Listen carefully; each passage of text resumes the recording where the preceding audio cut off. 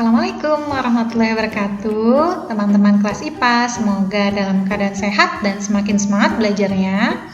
Kali ini kita akan melanjutkan kembali pesawat sederhana part kedua. Sebelum dimulai, kita buka dulu dengan basmalah. Bismillahirrahmanirrahim.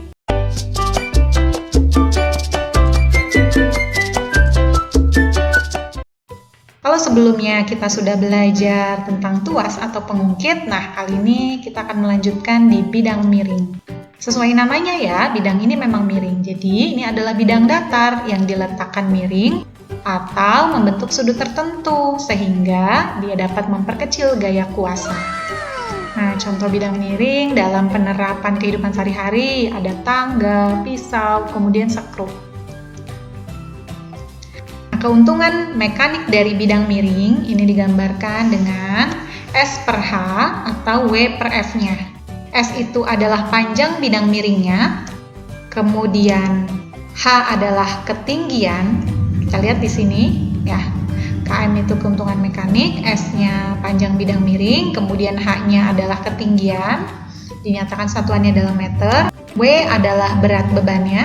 Jadi yang ini, benda ini memiliki berat berapa? Nah, ini adalah W-nya, satuannya Newton, dan F-nya adalah gaya yang diberikan pada benda.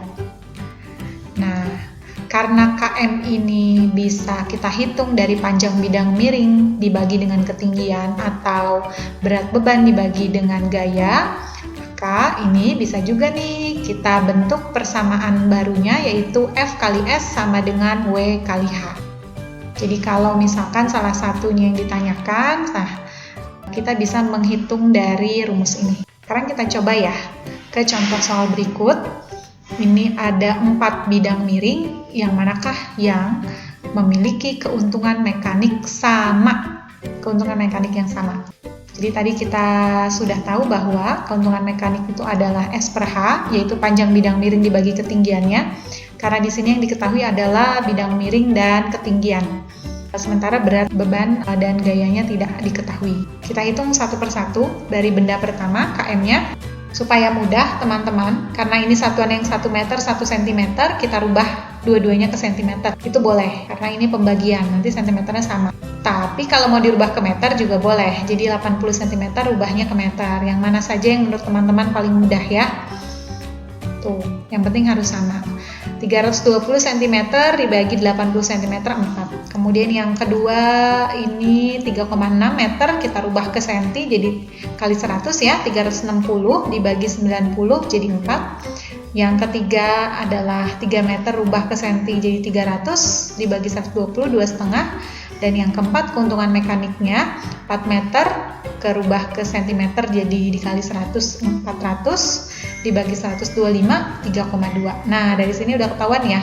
Yang sama sebenarnya dari ketika kita menyelesaikan tadi 1 2 udah ketahuan sama, 3 4 nggak usah dikerjain, sebenarnya nggak apa-apa. Tapi kita memastikan lagi, menghitung kembali. Jadi jawabannya adalah yang A, 1 dan 2. Selanjutnya, ini adalah pesawat sederhana ketiga, yaitu katrol. Nah, teman-teman tentu sering melihat ini. Di manakah lihatnya? Ayo. Biasanya kita misalkan lihat di pelabuhan, kalau kita main ke pelabuhan ya.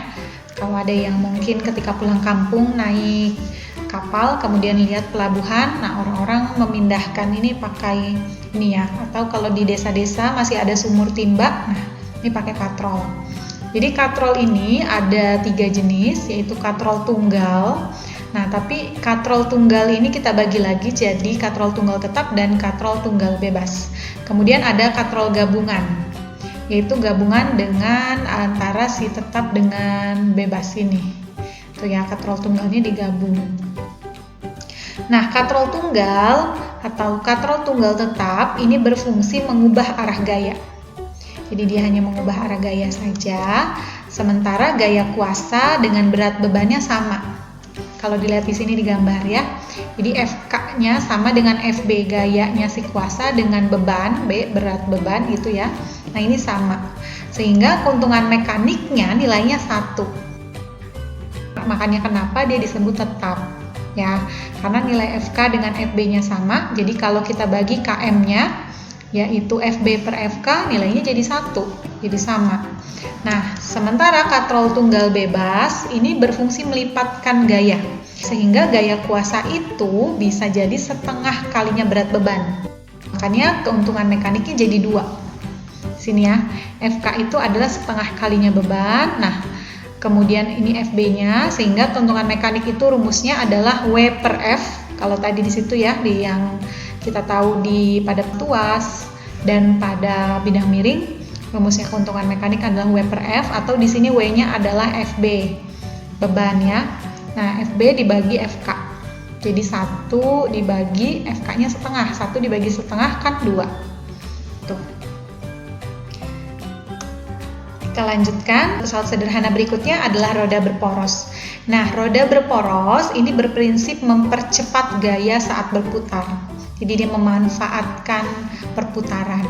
Nah, roda berporos ini dimanfaatkan sebagai roda gigi, ban sepeda, kursi roda, sepatu roda, maupun roda pada kendaraan. Ternyata selain pesawat sederhana ada pada alat-alat di sekitar kita, pesawat sederhana juga bisa kita temukan pada sistem gerak manusia. Jadi ada di tubuh kita nih, ya, pesawat sederhananya, yaitu ada tuas 1, tuas jenis kedua, dan tuas jenis ketiga pada manusia. Kalau kita lihat dari gambar berikut ya, ini ada orang sedang bermain badminton. Jadi tuas jenis ke-1-nya ini terletak pada leher, di mana tuas jenis 1 itu titik tumpunya berada di antara kuasa dengan beban. Kalau kita lihat di sini ya, karena dia di leher. Nah, ini tumpunya di tengah-tengah. Kemudian ini adalah kuasanya. Nah, ini bebannya. Nah, ini ya gambarnya.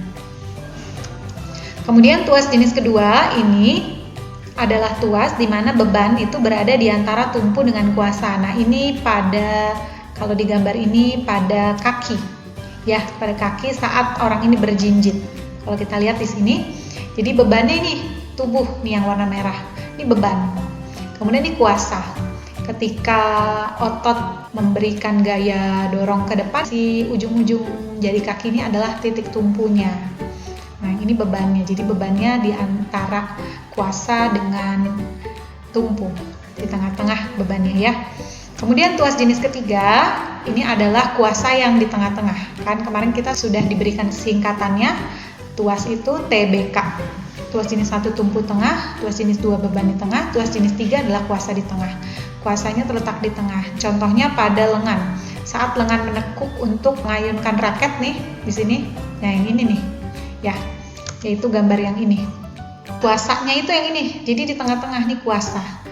Ada gaya ke atasnya, tuh kuasa. Kemudian di sini adalah titik tumpu. Jadi titik tumpunya di sini. Di ujung justru ya, dan ini adalah bebannya. Tuh, ini beban. Ini adalah kuasa. Oke. Jadi itu adalah pesawat sederhana pada sistem gerak manusia. Nah, teman-teman, kita sudah selesai sampai di sini dulu. Jangan menyalahkan dirimu saat gagal, karena yang salah bukan kamunya, rencananya lah yang perlu kamu perbaiki.